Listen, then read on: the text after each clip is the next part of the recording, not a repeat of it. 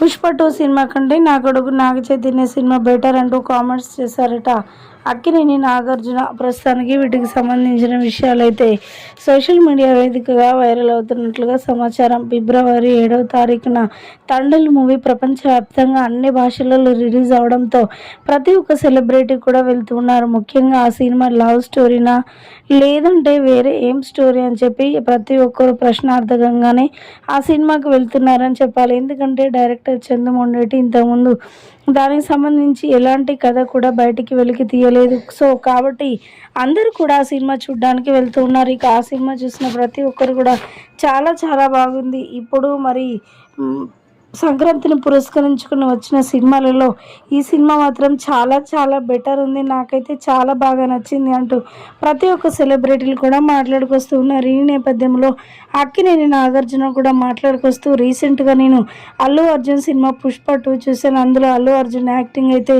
Super అనిపించింది, నాకు చాలా బాగుంది. కానీ ఈ తండేల్ మూవీ చూస్తే దానికంటే నా కొడుకు తీసిన సినిమా చాలా బెటర్గా అనిపిస్తుంది.